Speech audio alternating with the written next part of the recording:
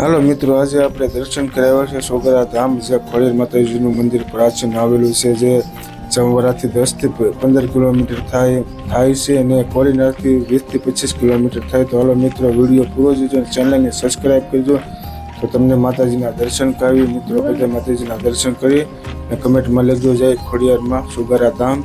તો હાલો મિત્રો, જય માતાજીના દર્શન કરવા.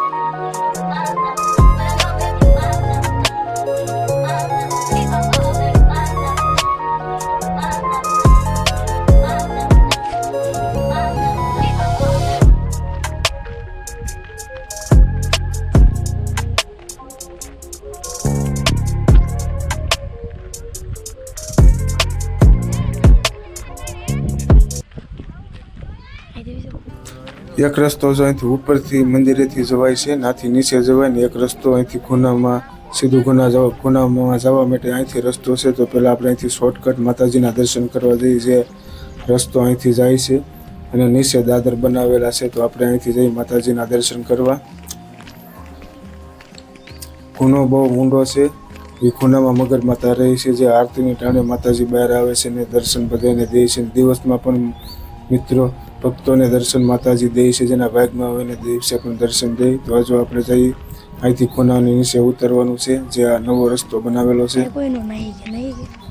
જો આ સીડીઓ અહીંથી બનાવેલી છે, અહીંથી દાદર છે, આ રીતના અહીંથી આપણે જવાનું છે નીચે દર્શન કરવા માતાજીનું. જે જો તમને સામે ખૂનો દેખાય એ ખૂનામાં મગર માતાજી રહી છે.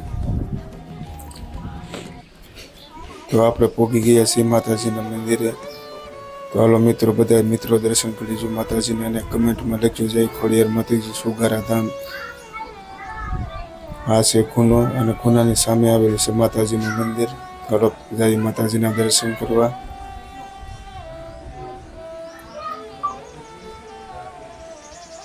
બધા મિત્રો દર્શન કરજો અને કમેન્ટમાં લખજો જય ખોડિયાર માતાજી સોગરા.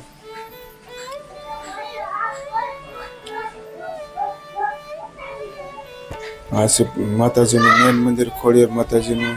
બધા મિત્રો દર્શન કરી લો માતાજીના, કમેન્ટમાં લખજો જય ખોડિયાર માતાજી.